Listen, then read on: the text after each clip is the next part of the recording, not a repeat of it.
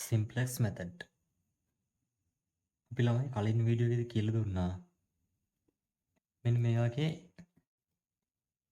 Mathematical model එකක් මෙන්න මේ වගේ මැතමැටිකල් මොඩල් එකක් ලියන විදිහ මම කලින් වීඩියෝ එකේ කියලා දුන්නා හරිද මේ මැතමැටිකල් මොඩල් එක කොටස් හතරකින් අන්තර්ගත වෙනවා කියලා කියලා දුන්නා මොනවද කොටස් හතර මේ මිනිමම් z හෝ මැක්සිමම් z එනවා නම් අපි මෙන්න මෙයාට කිව්ව කවුද මෙන්න මෙයාට අපි කිව්වා ඔබ්ජෙක්ටිව් ෆන්ක්ෂන් එක කියලා හරි මෙන්න මෙයාට කිව්වා ඔබ්ජෙක්ටිව් ෆන්ක්ෂන් එක ඊට පස්සේ මේ x1 x2 x3 කියන්නේ කවුද අපි සාමාන්‍යයෙන් දන්නේ ඉතින් අපි ඒවට කියනවා decision variable කියලා. හරි. මේවට කියනවා decision variable කියලා. ඊට පස්සේ මේ අනිත් ඒවාට අපි කියනවා කවුද මේ? constraints කියලා. මේ අනිත් සමීකරණ වල constraints. ඊට අමතරව මේ අන්තිමටම ඉන්න එක්කෙනා. කියන්නේ x1 x2 x3 බිඳුවට වඩා විශාලයි හව සමානයි. ඔය මෙයාට කිව්වා non negativity function එක කියලා. non negativity function එක. අපි බලමු ළමයි මේ සිම්ප්ලෙක්ස් මෙතඩ් කියන මාතෘකාව මොකද්ද තියෙන්නේ කියලා. හරිද? මේ සිම්ප්ලෙක්ස් මෙතඩ් එකේ තියෙන්නේ මෙන්න මේ වේරියබල් වලට උත්තර හොයන එක ක්‍රමයක්. හරිද? මේ වේරියබල් වලට උත්තර හොයන එක ක්‍රමයක් තමයි මේ සිම්ප්ලෙක්ස් මෙතඩ් කියන්නේ. මේ වගේම තමයි මෙතඩ් ගණනාවක් තියෙනවා අපිට ඉගෙන ගන්න. big M මෙතඩ් එක, reverse simplex මෙතඩ් එක, two phase මෙතඩ් එක ඔය ක්‍රම ගොඩක් තියෙනවා අපිට ඉගෙන ගන්න පුළුවන්. මේ මොන ගාන දුන්නත් ළමයි මුලින්ම මේ ස්ටෑන්ඩඩ් ෆෝම් කියන එක හදාගන්න ඕනේ. මේ ස්ටෑන්ඩඩ් ෆෝම් එක හදාගන්නේ කොහොමද? බලන්න මේ ස්ටෑන්ඩඩ් ෆෝම් එක හදද්දී මේ මිනිමම් ඉසෙට් කියන එක කෙනා එහෙම් පිටින්ම ලියන්න. එයා වෙනසක් වෙන්නේ නැහැ. හරිද?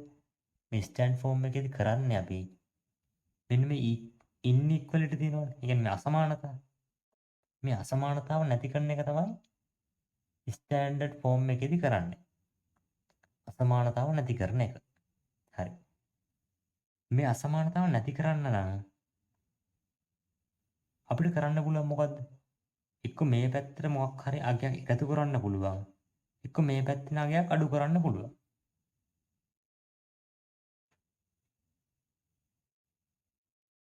අපි මෙන්න මේ පැත්තට අගයක් එකතු කරමු. හරි. සාමාන්‍යයෙන් මේ එකතු කරන අගයන් තවත් වේරියබල් එකක් විදිහට තමයි හඳුන්වන්නේ. හරි. අපි ඒවට කියනවා artificial variable කියලා.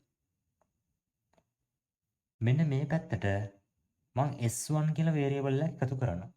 එතකොට S1 වේරියබල් එක එකතු කළාට පස්සේ මෙතන ඉන්ඉක්වලිටි එක නැති වෙලා සමාන ලකුණක් එනවා. හරි. මේ බලන්න. මෙතෙන්ට මම දානවා S1 කියලා වේරියබල් එකක්. S1 දැම්මට පස්සේ ඉන්ඉක්වලිටි එක නැති වෙලා මෙන්න මෙහෙම වෙනවා. පහට සමාන වෙනවා. මෙන්න මෙතන. දැන් මේ පැත්ත විශාල වෙලා නෑ. හරි. මේ දෙකේ ඉලක්කවලට මේ පැත්ත විශාල වෙලා. එහෙනම් මේ පැත්තට අගයක් එකතු කරන්න නෙමෙයි ඕනේ. මේ පැත්තේ අගයක් අඩු කරන්න ඕනේ. මේ පැත්තේ මම යම් කිසි අගයක් අඩු කරනවා. ඒ අඩු කරන අගය මම කියනවා S2 කියලා. මේ පැත්ත විශාල නිසා අපි මේ පැත්තේ යම් කිසි අගයක් අඩු කරනවා. S2 අඩු කරාට පස්සේ එයා දෙකට සමාන වෙනවා. මෙතන මොකද කරන්න පුළුවන්? මෙතනත් මේ පැත්තට අඩු ළමයි. අඩු පැත්තට අගයක් එකතු කරනවා. මම එකතු කරනවා S3 එක. සමාන වෙනවා 2ට. කොහොමද ස්ටෑන්ඩඩ් ෆෝම් එක ලිව්වේ? මේ මිනිමම් Z හෝ මැක්සිමයිස් Z එන ඒ ෆෝම් එක එහෙම් පිටින්ම ලිව්වා. මේ කන්ස්ට්‍රේන්ට් වල තියෙන අසමානතාව අයින් කළා අපි සමාන ලකුණු හදනවා. සමාන ලකුණු හදන්නේ කොහොමද? මේ පැත්ත අඩුයි නම් අපි යාට එකතු කරනවා. මේ පැත්ත වැඩි නම් එයාගෙන් අඩු කරනවා. ඊට පස්සේ මෙන්න non negativity function එක ලියද්දී x1 x2 x3 වගේම මෙන්න මේ වේරියබල් තුනත් ලියන්න ඕනේ තමයි. කවුද? s1 s2 s3 බිඳුවට වඩා විශාලයි කියලා ලියන්න ඕනේ. හරි. තව උදාහරණයක් බලමු මේ ස්ටෑන්ඩඩ් ෆෝම් එක ලියන විදිය. මැක්සිමයිස් Z කියලා ගානක් තියෙනවා. constraint එක තියෙනවා. non negative function එක තියෙනවා. කොහොමද මෙන්න මෙයාගේ ස්ටෑන්ඩඩ් ෆෝම් එක ලියන්නේ? හරි. ස්ටෑන්ඩඩ් ෆෝම් එක මොකද්ද? මැක්සිමයිස් Z එක හැම පිටින්ම ලියනවා. constraint වල මේ පැත්ත කුඩයි නම් අපි යම් කිසි අගයක් එකතු කරනවා. මේ පැත්ත විශාලයි නම් යම් කිසි අගයක් අඩු කරනවා.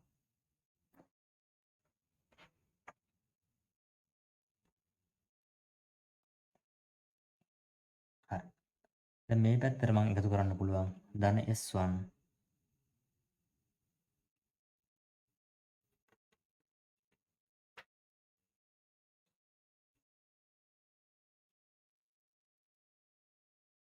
සමානයි 4.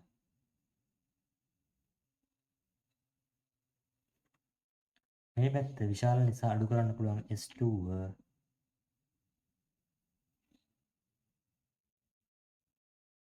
5. දැන් මෙතන තියෙන ළමයි සමාන ලකුණ. හරි. මේ ස්ටෑන්ඩඩ් ෆෝම් එකෙන් බලාපොරොත්තු වෙන්නේ මොකද්ද අපි?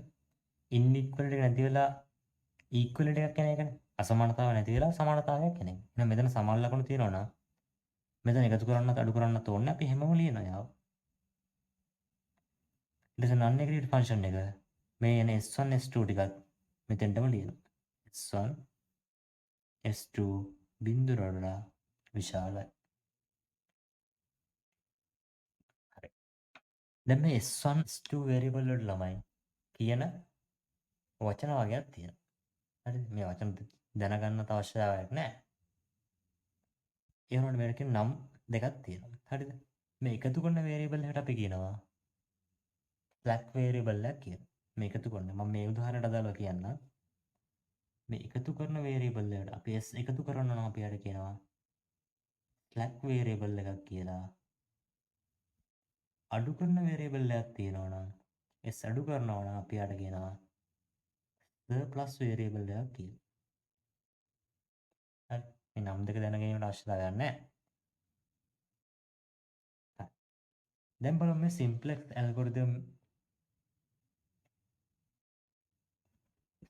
algorithm එකේ steps ටික මොනවද කියලා බලමු. හරි. මේ ස්ටෙප්ස් ටික නම් මම මේ මතක තියාගන්න ලේසි විදිහට තමයි දීලා තියෙන්නේ. ඇල්ගොරිතම් එක දුන්නට පස්සේ ළමයි අපි බලන්න ඕනේ මුලින්ම මේ ඇල්ගොරිතම් එක මැක්සිමයිස් එකක්ද මිනිමයිස් එකක්ද කියලා. හරි. මැක්සිමයිස් එකක් නම් choose the most positive. Maximise function එක නම් most positive එක තෝරනවා. කොහෙන්ද? in bottom row as pivot column. මේ pivot column bottom row කියන්නේ මොනවද කියලා තාම දන්නේ නැහැ ඔයාලා. හරිද? මම කියලා දෙන්න. choose the most positive value in the bottom row as pivot column. A maximize function එකක් වෙනවා. මේක minimize function එකක් වෙනවා නම් අපි තෝරන්න ඕනේ most negative value එක bottom row එකේ තියෙන. හරි. අපි යාට කියනවා pivot column එක කියලා. දෙවෙනි step එක examine the coefficient in pivot column. කියන්නේ pivot column එකේ තියෙන coefficient ටික. pivot column එකේ තියෙන අගයන් ටික ඔක්කොම අධ්‍යයනය කරන්නලු. ඊට පස්සේ find pivot value by minimum ratio. find pivot value by minimum ratio. තුන්වෙනි පියවර to obtain next table pivot by pivot value. හරි. මේ pivot column එක minimum ratio pivot value කියන්නේ මොකක්ද කියලා අපි ගානකින් බලමු. හරිද? ආයෙත් තියෙනවා do this until bottom row values greater than 0. හරි. මේ අපි අධ්‍යයනය කරන ප්‍රශ්නය ගැටලුව මිනිමයිසේෂන් එක ගන්න. bottom row එකේ තියෙන values ඔක්කොම බිඳුවට වඩා විශාල හෝ සමාන වෙනකම් මේ pivot value එක අපි pivot method එක දිගටම දානවා. හරි. අපි හදන ගැටලුව maximization එක ගන්න. bottom row එකේ values ඔක්කොම බිඳුවට වඩා කුඩා හෝ සමාන වෙනකම්.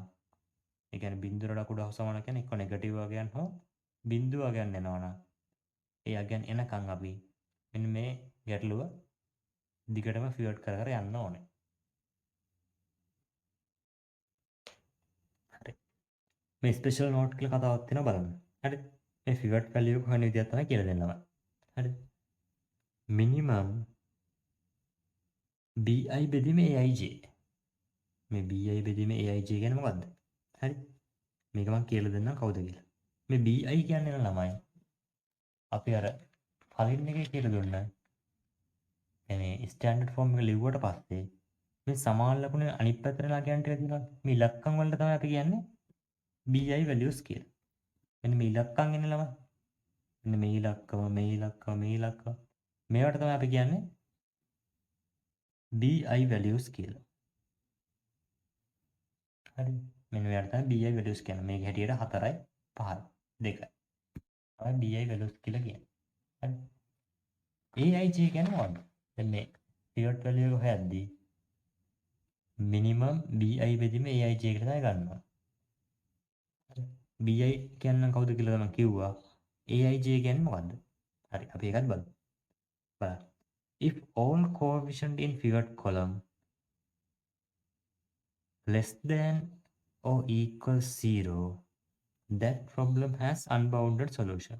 ඒ කියන්නේ pivot column එක හෙව්වට පස්සේ අපි ඒකේ තියෙන ඔක්කොම coefficient බිඳුව හෝ බිඳුවට වඩා කුඩයි නේ. ඒ කියන්නේ ඍණාගයන් හෝ නෙගටිව් අගයන් හෝ බිඳුව එනවා නම් ඒ ප්‍රොබ්ලම් එකට තියෙන unbounded solution එක ගන්න. graphical method එකේදීත් මම කියලා දුන්නා මේ unbounded solution එන විදිය. bounded නැති ප්‍රදේශයක් නම් අපි කියන unbounded කියලා. මේ simplex method එකේදී unbounded හොයන්නේ අපි pivot column එකට එන අගයන් එක්ක බිඳුව හෝ නෙගටිව් අගයන් එන්නවා. pivot value එක නෙගටිව් අගයක් එන්න බෑලු. ඊළඟ star mark එකෙන් කියන pivot value එක can't be negative. හරි. දැන් මේ උදාහරණය ගන්න ළමයි දැන්. මේ උදාහරණය අපි හදමු. හරි. maximize z. මෙන්න මෙයා තමයි අපේ කවුද? objective function එක. table එක තියෙනවා. හරි. දැන් මෙන්න මේ ටිකෙන් මුලින්ම අපි මේ initial simplex table කියලා ගහනවා. හරි. දැන් අපි මේ simplex algorithm එක දාලා මේ x1ට x2ට again හොයන්න තමයි යන්නේ. හරිද? x1ට x2ට again හොයන්න තමයි යන්නේ. මතක තියාගන්න x1ට x2ට එන again හැමතිස්සෙම බිඳුවට විශාල හෝ සමාන වෙන්න ඕනේ.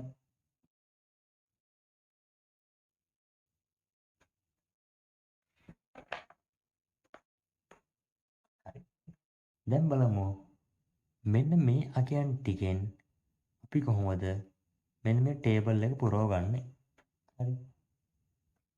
මේ ගාන ලියාගත්තට පස්සේ මම කිව්වා මේ මොන ගාන හදන්නත් කලින් මුලින්ම ස්ටෑන්ඩඩ් ෆෝම් එක ලියන්න ඕන කියලා. හරි. මුලින්ම ස්ටෑන්ඩඩ් ෆෝම් එක ලියන්නකො මෙන්න මෙයාට අදාළ. හරි ළමයි. ඔන්න මම ස්ටෑන්ඩඩ් ෆෝම් එක ලිව්වා. හරිද? ස්ටෑන්ඩඩ් ෆෝම් එක ලිව්වට පස්සේ මේ ස්ටෑන්ඩඩ් ෆෝම් එකෙන් අපි මෙන්න මේ ටේබල් එක පුරවගමු. හරි මේ ටේබල් එක ගහන්නේ කොහොමද? මුලින්ම බලන්න ඕනේ මේක. හරි මේ ටේබල් එක පුරවගන්න. මේ ටේබල් එක අඳින්නදී මම මුලින්ම කියන්නම්කෝ. initial simplex table කියලා දාලා මුලින්ම මේ කොලම් ටික ගහගන්න. මේ කොලම් ටික කියන්නේ මෙහෙමයි. පළවෙනි කොලම් එක යනවා basic variable කියලා. ඊට පස්සේ එනවා මේ ප්‍රශ්නේ මේ ගැටලුවේ තියෙන variable ගන්න. මේක variable දෙකක් තියෙනවා කොලම් දෙකක් යනවා. හරි. ඊට පස්සේ artificial variable ගන්න. මේක S1 S2 කියලා තව දෙකක් තියෙනවා. ඒ දෙන්නට තව කොලම් දෙකක් එනවා. ඊට පස්සේ එනවා bi තීරුව. bi values වලට තව කොලම් එකක් එනවා. rows කොච්චරක් එනවද? rows එන්නේ මෙතන තියෙන constraint ගන්නට. මෙතන තියෙන constraint දෙකයිනේ. මෙයා constraint එකක් නෙමෙයි. අත තියාගන්න. හරිද? මෙතන තියෙන constraint දෙකයිනේ. constraint දෙකයි සහ objective function එකට තමයි rows ටික වෙන්නේ. ආයෙත් කියන්න column ටික කියන්නේ මොකද්ද? පළවෙනි column එක න basic variable. ඊට පස්සේ column ටික එනවා කාටද? මේකේ තියෙන variable ගන්න. variable x1 x2 දෙකයි artificial variable දෙකයි column 4යි. ඊට පස්සේ එනවා bi values වල එක තීරුවක්. rows ටික එනවා මෙතන තියෙන constraint ගන්නට සහ objective ෆන්ක්ෂන් එකට. ඊට පස්සේ මේ පළවෙනි කන්ස්ටන්ට් එක අරන් මෙන්න මේ අගයන් ටිකට දාගෙන යන්නයි තියෙන්නේ. මේ කොටු ටිකට දාගෙන යන්නයි. හරි. x1 නම් මෙතන x1 එක. x2 එකයි.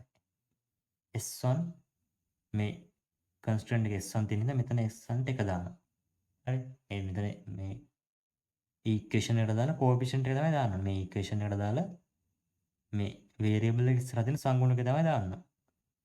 පළවෙනි කන්ස්ටන්ට් එකේ s2 නෑනේ ළමයි. එහෙනම් මෙතෙන්ට එන්නේ බිඳුව. හරිද? bi වැලියු එක කීයද? b වැලියු එක 1යි. හරි. දෙවෙනි කන්ස්ටන්ට් එක දාමු. මෙතෙන්ට 3යි x2 වල අගය 1යි s1 නෑ. එන්න බිඳුව දානවා. s2 වල අගය 1යි. bi වැලියුස් එක කීයද? bi value 4යි.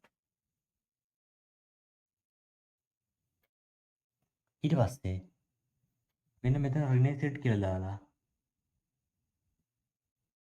මේ මැක්සිමයිස් ඉතෙන් දෙකයි ඔබ්ජෙක්ටිව් ෆන්ක්ෂන් එක මෙතෙන් දාන්න. හරි. 2යි x1 3යි x2 තියෙන්නේ. x1 කෙලින් 2යි x2 කෙලින් 3යි. s1 s2 bi වැලියුස් මුකුත් මෙතන නැති හින්දා මේ ඔක්කොම බිඳුව එන්නේ. හරි. අන්තිම තීරුව වෙන්නේ මම කිය ඔබ්ජෙක්ටිව් ෆන්ක්ෂන් එකට කියලා මෙතන රිනේසෙට් කියලා දැම්මා. 2යි x1 3යි x2 මෙතන 2යි 3යි දැම්මා. s1 s2 bi වැලියුස් මුකුත් නැති හින්දා අනිත් තුනටම බිඳු දැම්මා. හරි. මේ බේසික් වේරියබල් එක එන්නේ කොහොමද? දැන් මෙතන බේසික් වේරියබල් කියන්නේ මෙන්න මේ කොලම් වල තියෙන මේ උඩ තියෙන අගයන් වලින් කවුද මෙතන දාන්න කියලා දැන් බලන්න. හරි. මෙන්න මේ රෝ එක දිගේ බැලුවොත් එහෙම ළමයි. හරිද? මේ රෝ එක දිගේ බැලුවොත් එහෙම හොයාගන්න එක එන අගය. මේ රෝ එක දිගේ බලලා එක එන අගයක් හොයාගන්න. හරි. ඒ එක එන අගයත් එක්ක ඉතුරු සංඛ්‍යා බිඳුව තියෙනවද කියලා බලන්නත් ඕන. මේ රෝ එක එන මේ රෝ එක දිගේ බැලුවාට පස්සේ එක තියෙන අගයක් එක්ක ඉතුරු වැලියුස් බිඳුව තියෙන කොලම් එකක් හොයාගන්නවා. දැන් මෙතන ගියාට පස්සේ එක තියෙනවා. ඉතුරු අගයන් දෙක බිඳුව නැහැ. මෙතන ගියාට පස්සේ එක තියෙනවා. ඉතුරු අගයන් දෙක බිඳුව නැහැ. මෙතන ගියාට පස්සේ මෙතන එකයි. ඉතුරු අගයන් දෙක බිඳුවයි. එහෙනම් මේ එකට අදාළව තියෙන වේරියබල් එක මම මෙන්න මෙතන ලියනවා බේසික් වේරියබල් එක කියලා.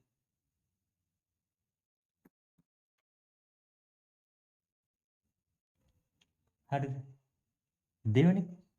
දෙවෙනි රෝ එක පුරවමු. දෙවෙනි රෝ එක දිගේ ගියාට පස්සේ එක තියෙන අගයක් හොයාගන්න. එක තියෙන අගය හම්බුණා. හැබැයි ඉතුරු අගයන් බිඳුව වෙලා නැහැ. ආයෙත් එන එක තියෙන අගයක් හම්බුණා. දෙපැත්ත අගයන් දෙක බිඳුව. එහෙනම් ඉතුරු වැලියුස් ඔක්කොම බිඳුව වෙනවා. හරිද? එහෙනම් මෙයාට අදාළව තියෙන වේරියබල් එක මෙන්න මෙතන ලියනවා. ඒතර s1 සහ s2 තමයි මොනවද අපේ බේසික් වේරියබල් එක. උන ඉනිෂියල් සිම්ප්ලෙක්ස් ටේබල් එක ලියාගත්තා. ඉනිෂියල් සිම්ප්ලෙක්ස් ටේබල් එක ලියාගත්තට පස්සේ අපි යන්න ඕනේ අර ස්ටෙප්ස් තුනට. සිම්ප්ලෙක්ස් ඇල්ගොරිතම් එකේ තියෙන ස්ටෙප්ස් තුනට.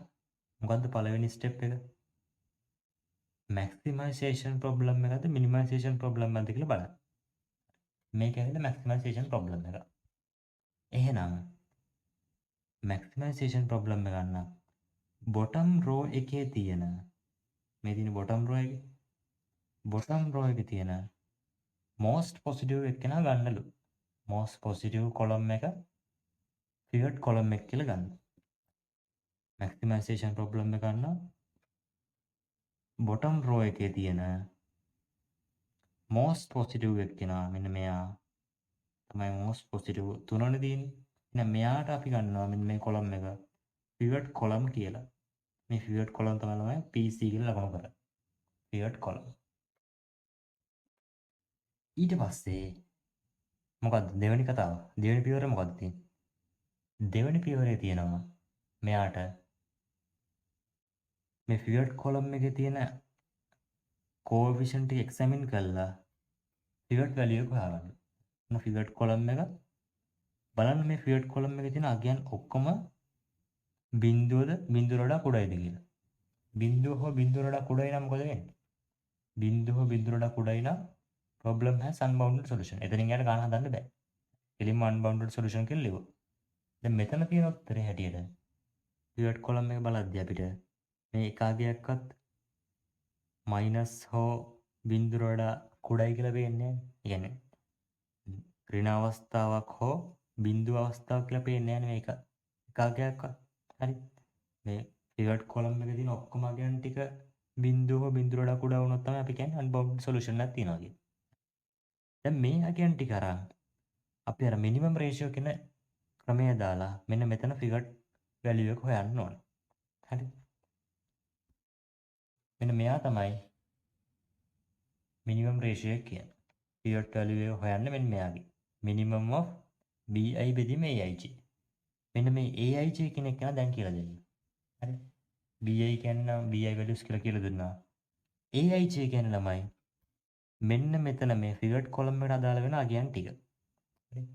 දැන් අපි මෙතනට minimum ratio method එක දානවා. minimum ratio method එක. හරි. මෙතන කරන්නේ මේ එක් bi value එක මේ pivot column එකේ තියෙන අගයෙන් බෙදන්නවා. 1 බෙදීම 1. 4 බෙදීම 1. එච්චරයි තියෙන්නේ. මෙයාව ගන්නෙ නෑ මේ ඇවිල්ලා ඔබ්ජෙක්ටිව් ෆන්ක්ෂන් එකනේ. එයාව ගන්නෙ නෑ. කන්ස්ටන්ට් විතරයි අපි සලකන්නේ හැමතිස්සෙම. හරි. ඒක මෙතන මේ ඉරක් ගහලා මම වෙන් කරලා දෙන්නේ. හරි. ඔබ්ජෙක්ටිව් ෆන්ක්ෂන් එක සලකන්න ඕනේ නෑ. මේ දෙන විතර සලකුවම ඇති. 1 බෙදීම 1, 4 බෙදීම 1. හරි. bi බෙදීම aij. bi බෙදීම aij. දැන් මෙතනින් එන අගය ගත්තොත් එහෙනම් 1 බෙදීම 1 කියන්නේ 1යි. 4 බෙදීම 1 කියන්නේ 4යි. මෙතනින් තියෙන මිනිමම් එක කවුද? මෙතන තියෙන මිනිමම් එක එකනේ. එහෙනම් මේ එක ආපු එක ආවේ මෙන්න මෙතනින්. මිනිමම් උත්තරේ 1යි. එක ආවේ මෙතනින්. එහෙනම් මෙන්න මේ වැලියු එකට අපි කියනවා pivot value එක කියලා. මෙන්න මේ වැලියු එකට කියනවා pivot value එක කියලා. හරි. මුලින්ම pivot value එක හොයාගන්නවා. pivot value හොයාගත්තට පස්සේ තමයි pivoting method කියන එක දාන්නේ අපි. හරි.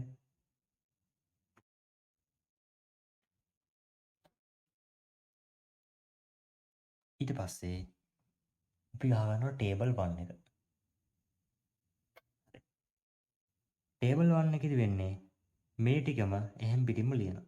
basic variable bv කියලා දැන් basic variable x1 x2 s1 s2 bi එහෙම දැම්මා. හරි. දැන් basic එකේදී ළමයි initial simplest table වලට වෙනස් වෙන තැනක් තියෙනවා. වෙනස් වෙන්නේ මෙහෙමයි. අපි මෙන්න මේ table එකෙන් මේ table එක ගන්නේ මේ pivot value එක කියන එක යොදාගෙන තමයි මෙන්න මේ table එක හදන්නේ. හරිද? මෙහෙමයි කරන්නේ. මුලින්ම මේ pivot value කියන කෙනාට එක දානවා අපි. pivot value එක ආපු තැනට ඊළඟ table එකේ එක දානවා. ඉතුරු ඔක්කොම අගයන් ටික ඒ column එකේ තියෙන ඔක්කොම අගයන් ටික බිඳුව කරනවා. හරිද? මේ ඔක්කොම අගයන් ටික pivot value එකට එක දාලා ඉතුරු ඔක්කොම column එකේ තියෙන අගයන් ටික බිඳුව කරනවා. ඊට පස්සේ මෙන්න මේ සම්පූර්ණ row එකම pivot value එකෙන් බෙදා යනවා. pivot value එක 1යි නේද? මේ සම්පූර්ණ row එකම pivot value එකෙන් බෙදා යනවා. 1 බෙදීම 1 1යි. 1 බෙදීම 1 මෙතන 1යි. 1 බෙදීම 1 මෙතන 1යි. බිඳුව බෙදීම 1 බිඳුවයි. 1 බෙදීම 1 1යි. මේ සම්පූර්ණ row එකම pivot value එකෙන් බෙදාගෙන ගියනවා. හරි. මෙතන එන්නේ කොහොමද ඍණ set තමයි. හරි. ඊට පස්සේ මෙතන basic variable එක පුරව ගන්න පුළුවන් මේ දිගේ ගියාම මෙතන විතරනේ අපිට එක හම්බෙන්නේ. අනිත් ඔක්කොම ගැන බිඳුවෙන් ඉඳලා මෙතන මම දාන x2 කියලා. හරි. මෙතන x2 ඒ කියන්නේ s1 තිබ්බ එක න x2 බවට පත් වුණා. අනිත් එක්ක වෙනසක් කරන්නේ අනිත් එක්ක x2 ම තමයි. එයා තිබ්බ දේ විදිහටම තියෙනවා. හරි. මෙතන මේ pivot value එක ආපු ඉඳ තමයි මෙන්න මෙතන basic variable එක වෙනස් වුනේ. එයා S2 තිබ්බ එක්කෙනා x2 වුණා. x2 දාගත්තා. අනිත් එක්කෙනා අනිත් බේසික් වෙරියබල් එකත් ඒ තියෙන විදිහම තියෙනවා. ඒ කියන්නේ S2 දිගේ ගියොත් එහෙම අපි S2ට 1 එනවා. ඉතුරු වගයන් බිඳුව වෙනවා. S2ට 1 එනවා. ඉතුරු වගයන් බිඳුව වෙනවා. හරි. දැන් මේ අනිත් අගයන් ටික පුරවන්න නම් pivot method කෙනෙක් ඕන. pivoting method කෙනෙක් ඕනේ අපිට. මේ ඉතුරු වගයන් ටික පුරවන්න නම් pivoting method එක ඕන වෙනවා. හරි. pivoting method කියන්නේ මොකක්ද කියලා මම දැන් කියලා දෙන්නම්.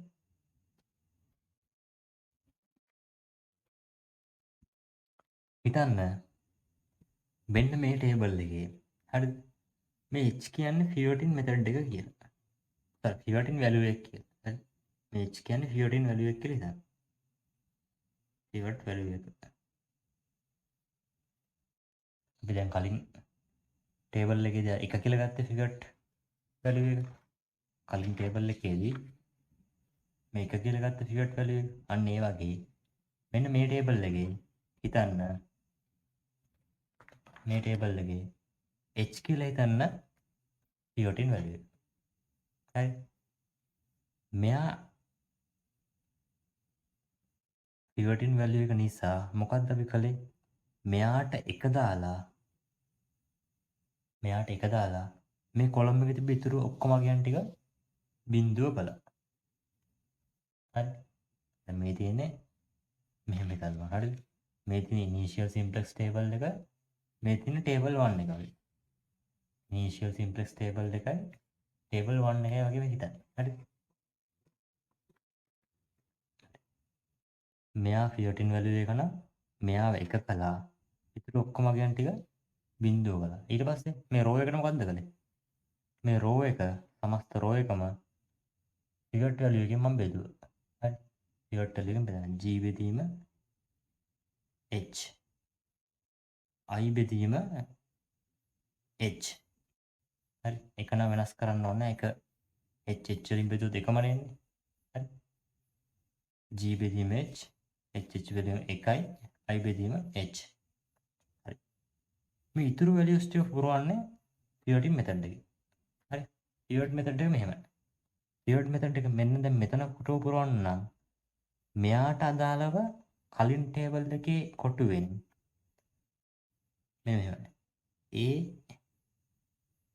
a ගෙන් අඩු කරනවා.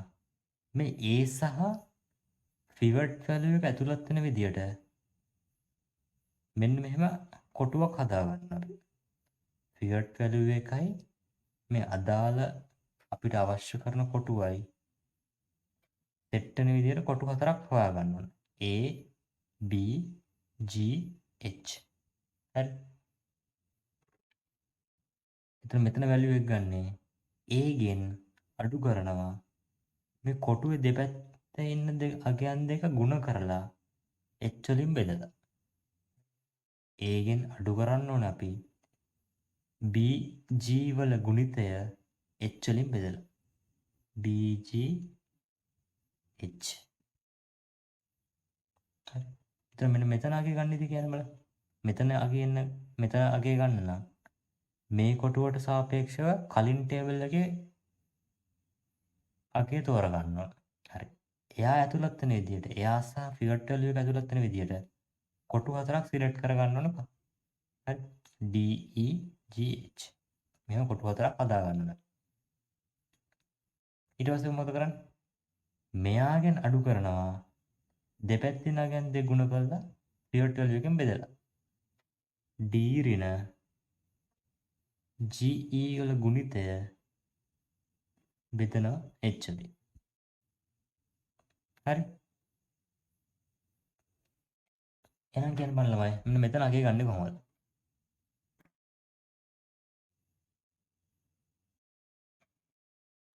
මෙතනින් අගේ මේ කොටුවට සාපේක්ෂව කලින් ටේබල් එකේ කොටුව හොයාගත්තා. C. එයාව සහ pivot value එක ඇතුළත් වෙන විදියට කොටු හතරක් සිලෙක්ට් කරගන්නවා. G C B H I.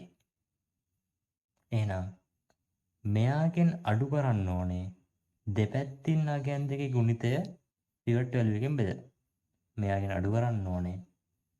c ගෙන් අඩු කරන්න ඕනේ. දෙපැත්තින් අගයන් දෙකේ ගුණිතය bi h වලින් බෙදලා.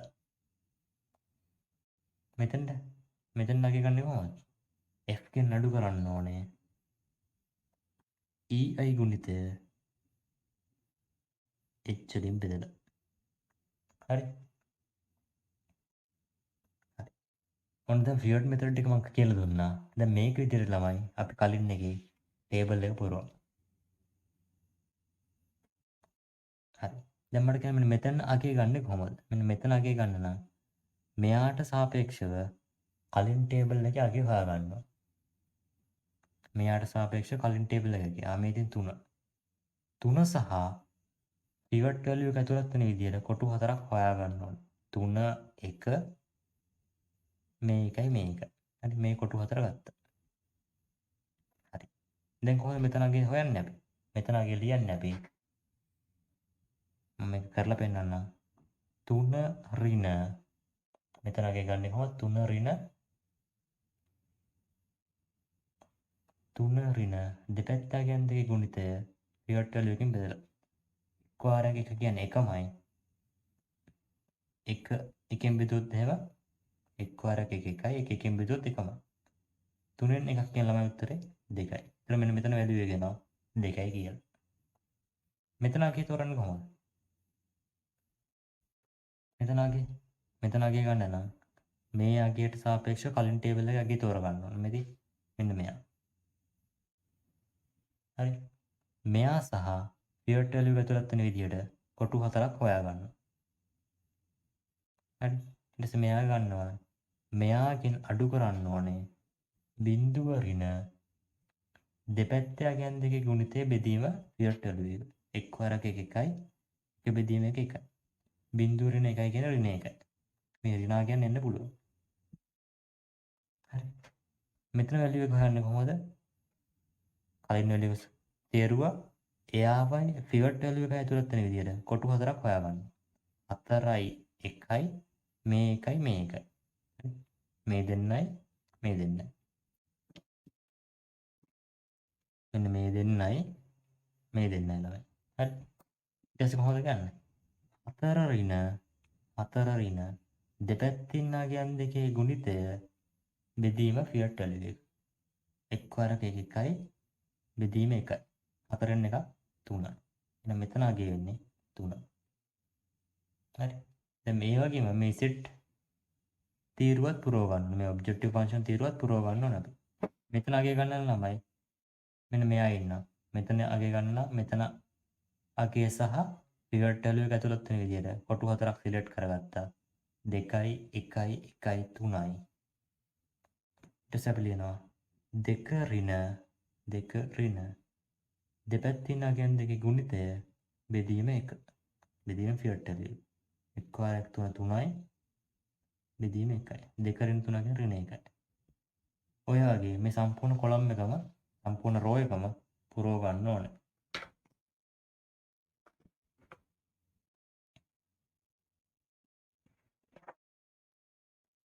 අපි මෙතන අගයක් පුරවමු. මෙතන අගය ගන්න නම් මෙතන බිංදුවයි. බිංදුවයි 1යි 3යි 1යි. ඒතර අපිට යනවා බිංදුව ඍණ 3 වාරයක් 1 3යි 3 බෙදීම 1. 3 බෙදීම 1 කියන්නේ 3 වනවා. ඒතර මෙතන යනවා ඍණ 3යි කිය. මෙතන අගය තෝරමු. මෙතන අගය කියන්නේ බිංදුවයි. බිංදුව ඍණ මේ බිංදුවයි ෆියට් වැලියු එකයි එන විදිහට කොටු 4ක් ගන්න. මේ දෙන්නයි මේ දෙන්නයි. බිංදුව ඍණ 3 වාරක් 1 බෙදීම 1. ඒතර ඍණ 3යි. ඒතර ඍණ 3යි. හරි. ඔන්න මේ ටේබල් එක අපි බෙරෙව්වා. හරි. දැන් බලනවා මේ ටේබල් එකේ මේ මයිනස් ඉසෙට් තීරුව නැත්නම් ඔබ්ජෙක්ටිව් ෆන්ක්ෂන් තීරුවේ තියෙන ඔක්කොම අගයන් ටික ඍණ හෝ බිංදුවද කියලා. හරි. එහෙනම් බලන්න මෙන්න මෙයා නිසා. හරි. මේ බලන්න. Do this until bottom row values for minimum නම් මෙහෙම වෙන්න ඕනේ for maximum නම් මෙහෙම වෙන්න ඕනේ. මෙහෙම වෙනකන් පිවට් වැලියු එක දාන්න ඕන කියලා කියන්නේ. හරි. දැන් මේ අපි හදන ගාන මිනිමයිසේෂන් එකන්නේ. හරි. අපි හදන ගාන මැක්සිමයිසේෂන් එක නම්. හරි. මැක්සිමයිසේෂන් එක නම් බොටම් රෝ වැලියුස් ඔක්කොම ඍණ හෝ බිඳුව වෙනකන් ගාන කරන්න. දැන් බලන්න මේ බොටම් රෝ වැලියුස් ඔක්කොම බිඳුව වෙලක් තියෙනවා ඍණාගෙනුත් තියෙනවා. එහෙනම් මෙතන මේ තියෙන ටේබල් එකට අපි කියනවා ඔප්ටිමල් ටේබල් එක කියලා. මෙතනින් එහාට ගාන හදන්න ඕනේ. මෙතනින් ගාන ඉවරයි. හරි. මේ තියෙන ටේබල් එකට අපි කියනවා ඔප්ටිමල් ටේබල් කියලා කියනවා. හරි. මේ තියෙන ටේබල් එකට අපි කියනවා this is optimal solution. optimal solution. මේ x2 ඉස්සරහා තියෙන bi value එක තමයි මෙයාගේ උත්තරේ වෙන්නේ. එහෙනම් x2 එක වෙනවා 1යි. x2 star කියලා අපි ලියන්න ළමයි. x2 star 1යි. s2 star 3යි.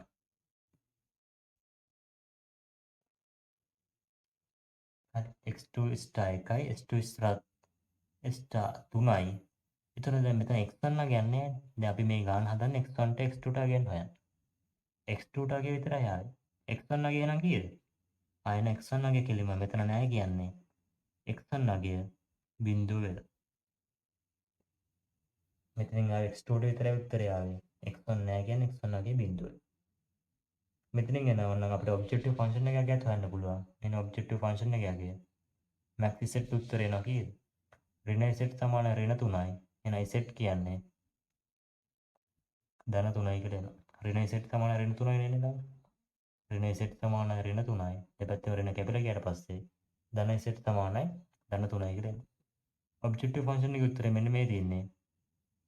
Variable දෙකට එන උත්තරද ගාන මේ තියෙන්නේ.